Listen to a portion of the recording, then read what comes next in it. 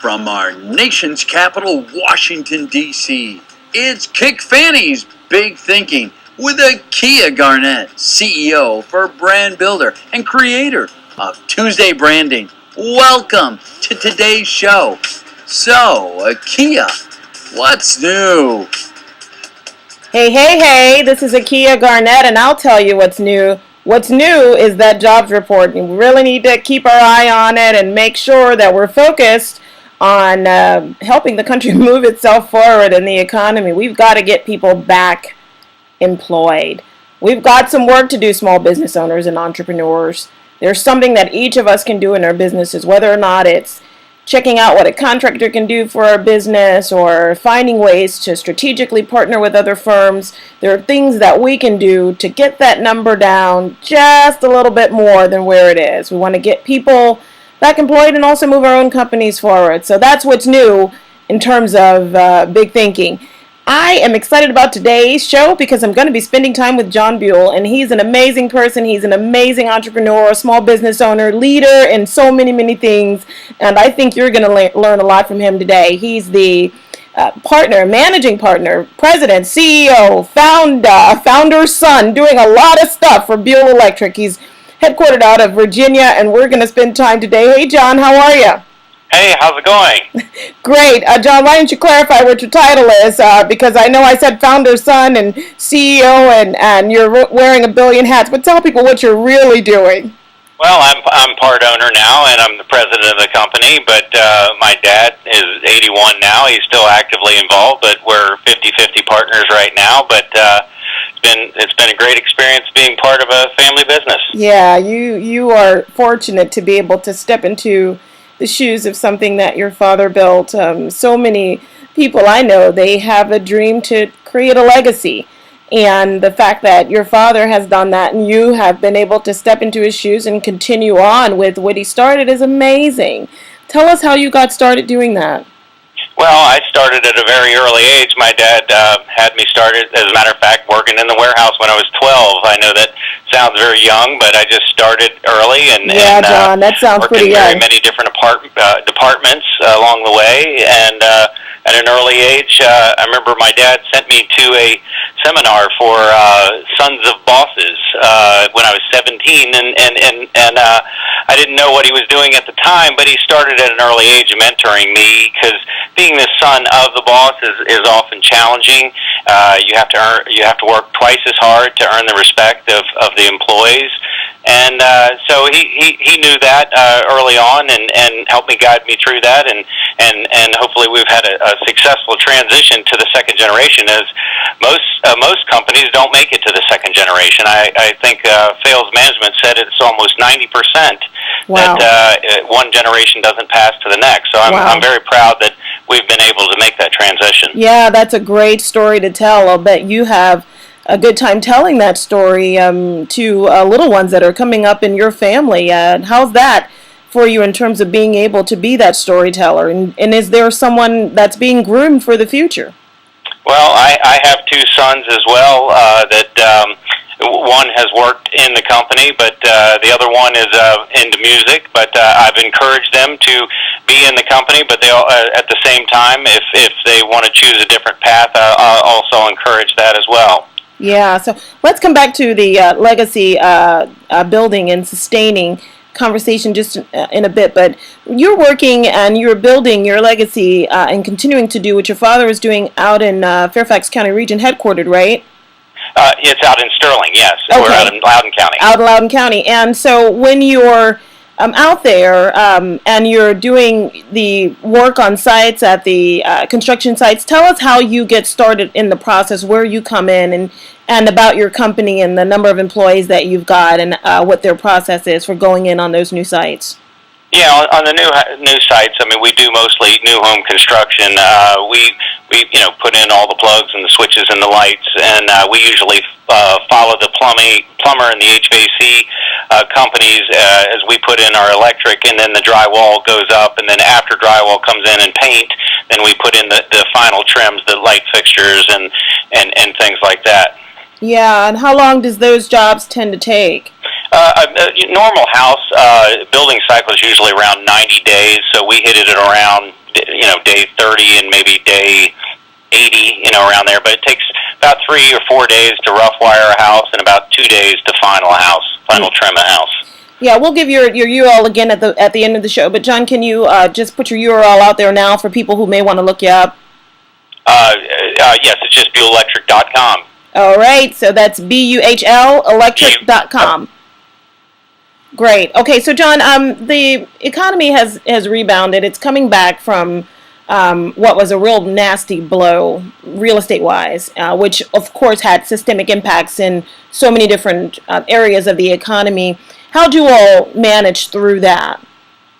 Well, in 2007, I mean, we were, we always keep our finger on the pulse of what the architects and the engineers are doing, and we also stay in contact with our customers to, see how many unshipped houses they are. Well, 2007, there was nothing on the books as far as new home sales went, and we could see the writing on the wall, so we quickly diversed over into the multifamily sector for a while, and but 2007, 8, and 9 were really, really bad, and but we moved over to the multifamily and some base housing very quickly, and we're able to ride out the storm by diversifying. Yeah, and so what does that look like now, considering there has been some good activity in the housing market? Consumer confidence seems to be up just a little. How are things going now in terms of you getting men out there on site and building back up to where we were? Or of course we're not going to get there yet. Good perspective is in 2006 we wired 4,500 homes. We went all the way down to wiring 900, which is almost an 80% increase or decrease. And then last year we wired 2,100 homes, so we're almost doubled what we were 2 years ago. So wow. I'm seeing a huge upturn in the economy, and I've brought on probably 100 people so far this year, which is great. Encouraging. That's awesome. Wow, John, that's great. Kudos for that. Now, let me ask you, regarding sustainability and energy saving and all that stuff that has to do with, sustaining our earth and creating a healthier and friendly earth for us so that it can last for our grandchildren and great-grandchildren, how has that impacted the work that you do, and how has your company responded positively to some of those good challenges? Oh, there's lots of new products out right now, but as far as my trade in particular, I mean, going to CFL light bulbs or getting rid of the incandescents. I mean, the houses are using way less energy than they used to, and it's I'm sure people are seeing that on their electric bills and things like that. And these builders are doing a good job of making these houses very weather tight, so they're not wasting a lot of energy. So everybody is going green, they call it. They're very, very, very instrumental in a lot of the products that they're using out there. That's awesome. And how do you stay on the forefront of that, especially because a lot of this is driven by legislation and politics, How do you stay on the forefront with staying aware of what's coming down the pike so you can begin making those strategic decisions as a CEO? We stay in, go out to the Builders Show every year, look for new innovative products that they display out there. I read all the trade magazines, and I sit on quite a few quality councils, and the builder is on the cutting edge of these efficient new ways of home building and energy saving methods. So we stay in tune with all those avenues. Yeah, and then John, going back to the economy and the hit that we took, I guess around 2008, I know that also created a huge management reduction in force for you regarding your staff, around 400 some odd people. How did your management team and you handle that? Because that's a big thing. As best as we could. I mean, it's awfully hard to let hardworking people go, and it comes down to business decisions and how much you can afford, and and as I tell my people, it's always a lot better building something than it is tearing something down. So when you see something so great, that you've created, and then have to dismantle it, it's very discouraging. But you just have to communicate with your people and let everybody know that we're going to get through it, and just do your best through the hard times. Yeah, and what actual approach did you all take from a decision-making perspective? Did you all have to consult with a board of advisors or your board, your executive management team? I mean, how did those actual changes become a reality that you all were able to put in place? Oh yes, many meetings and just evaluations of talent and tenure and all of that. It's just not a pleasant process, but it's something you have to do to survive through times like we just went through. And psychologically, as a business leader, you take that stuff home with you. I know many people say, well, when I leave the office, I leave my work there, but it doesn't really work that way for business leaders, for business owners. You take that stuff, home with you, and that when you are laying people off or when you're letting people go, that you're affecting people's families. It's out of your control when the economy does what it does. But how did you get through that really emotionally or psychologically taxing experience just as the leader of your company? Just using the peer group. We have an executive board that comes in and meets monthly, and then I have my executive staff that I meet weekly, and we just got through it together. I have peer groups out, like I said, the trade councils have different people that sit on there. You talk to them and commiserate, and you just kind of you band together and you just say you're going to get through it. And understanding that our business is cyclical is somewhat therapeutic, but it's never good. It's never good to lay somebody off. I'd rather be building something than tearing it down. Yeah, and speaking of building something, tell us what some of the plans are in the future regarding projects that we may see on. Well, we follow the new home market, and out here in Loudoun County, it's very, very robust right now. Mm-hmm. So we're just following our builders and increasing our force as they increase, as home sales go up.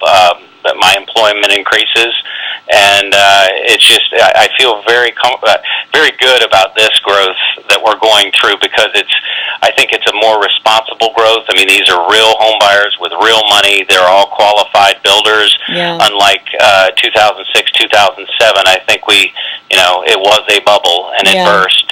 But this one is a very real, sustainable growth. So we're growing as our clients grow. And while all that buying and purchasing was taking place, and there were always rumors about some of the sub-lending practices and so forth. I mean, we were all hearing it all around us, people going stated, all sorts of things, and that lenders came up with all sorts of tricks that lenders came up with to get those that move that inventory. But while all of that was going on, and there was that inflation that was taking place, were you looking as a president, were you looking at the market and what was happening, even though you were filling those jobs, but were you looking at that and going, boy, this is just the messy thing that's going to burst on us? Oh yeah, I mean, one of my friends uses a saying, trees don't grow to the sky, and it's true. And we saw it, just the prices escalating, and there's always a ceiling. And sure enough, I mean, we said, well, one day, one day always comes, and you have to anticipate it, but until you're standing right there in the middle of it, looking at it, you really don't know how significant it's going to be. But the last one was very, very tough, and it got to an unsustainable level. And while your father was running the business during his time, did he experience any similar sorts of economic downturns that put him in similar positions? Oh, absolutely. I mean, it used to be more consistent. It used to be about every 7 or 8 years, but now it's the different cycles are different. But he's been through 6 recessions that he can document since 1959. Great. And were there some differences that he noted about the one that you were going through? Well, he said to me, he goes, "This one's a doozy. If you get through this one, you can probably sustain yourself through anything." Wow. So, and we look at the 50-year graph of home starts and all that stuff, and it was the lowest since the company went into business. I mean, housing that was the worst one, but each one has its own challenges. But through diversification, we were able to survive to another day. Yeah, and for small business owners out there that are listening, especially when it comes to diversification and how you were able to strategically move toward base housing and some other non-traditional things that you were doing to sustain and open up those new markets. What tips can you give? Can you just give a few to business owners who may be saying, well, I'm in an industry that kind of looks like I may have some problem, some downturn in the future. What can you suggest to them that they can start doing now to prepare for something like that? Well, as they say, cash is king. It is always wise to, keep yourself with some cash for these downturns to be able to ride out the storm when times get tough. And that's exactly what we did. I mean, my father was very instrumental in having plenty of cash to get us through the rainy days, because and the length of the last turn down was very long, and had he not had the cash, it would have been very tough for us. But so stay conservative with your cash reserves. Wow, that's a good thing. That's a good thing to keep in mind, folks. So you heard it from John Buhl. Stay conservative with your cash reserves. I love that. Now, going back to when you were in training as a youth, and went through this SOB program, which is a really interesting acronym, I'll tell you. But when you went through that program, because I know that others they would love to have one of their children or grandchildren or nieces or nephews step in their shoes of something that they're building. How did that really prepare you as a youth? Did you know very early that you were going to assume leadership in the company, or did you, like you have done with your sons, allow them to kind of explore what they're interested in, and if they are interested, they'll come back? I think from my dad's generation to mine, it was a big thing to pass it on to your son. Mm-hmm. It was just like you say, make a legacy, and from the very onset, I think that's what my dad had in mind for me. So, he sent me to many Dale Carnegie classes and sales management classes, and then I went off to Loudoun College and got a marketing degree, and mm-hmm. and he he encouraged that, because I am kind of a salesperson, but he's like, well, go out and get a marketing degree and sell the company, and so he had a good vision for me, and now at the time I didn't see it, but now looking backwards, I was very blessed to have a father that cared so much. Absolutely, wow! Again, I just tip my hat to your father for his foresight. And just stick-to-itness in getting you geared up to be a leader for your company and for your family's name. Now, regarding your what you like to read or what you keep in front of you as a business leader, John, what's important to you? What do you put your eyes on regularly as a business leader to stay current and aware of what's taking place? Well, obviously, I read the Wall Street Journal, mm-hmm. and I read all the trade magazines, the builder magazines that come out. They always show you the new products, and they have forecasts in there of what they think is coming up. But a lot of it is just staying in touch with your clients and with your trade partners to find out what's new and innovative out there. Mm-hmm, mm-hmm. And so, do you get out to much events? I heard you say that earlier, that you're constantly out there just chatting out with people and making sure that you're staying current. Absolutely. Mm-hmm. I belong to the ABC and the NVBIA building associations, and I stay out there as much as I can. Being the face of Buhl Electric, and just stay out in front of your customers, because that's who keeps you in business. Yeah. Again, if you're online, why don't you check out Buhl Electric at BuhlElectric.com. That's BUHL Electric.com. Hey, John, are those your knees I hear knocking? Is it potentially because you're going to be playing golf with someone really, really important very soon?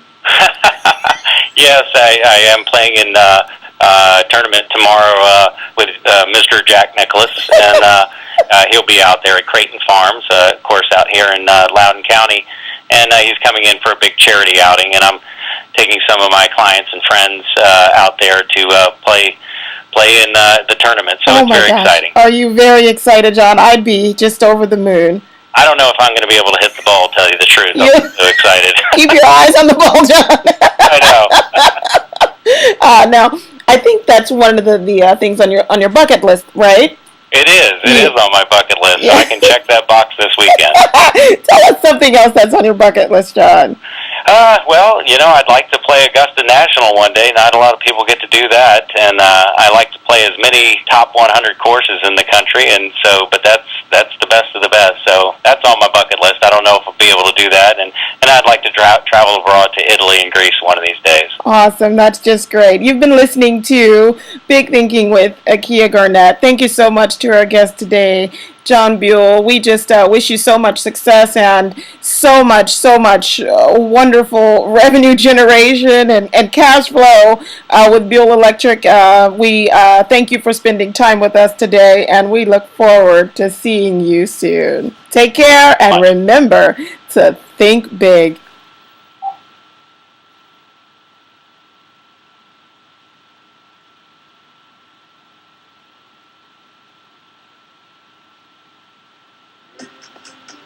You've been listening to Kickfannie's Big Thinking with Akia Garnett, a Kickfannie production.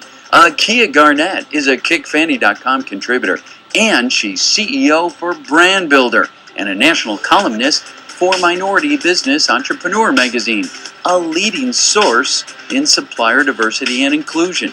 Be sure to join Akia for Tuesday Branding on social media when she brings news from across all platforms for small business owners and entrepreneurs all day, starting with the Akia Garnett Show, 10 a.m. Eastern, and Kickfannie's Big Thinking with Akia Garnett at 6 p.m. Eastern, ending with My Brand Chat on Tuesday nights at 8 p.m. Eastern. See the full Tuesday lineup at Kickfannie.com and KiaGarnett.com. And we'll see you next week on Kickfannie's Big Thinking with Akia Garnett.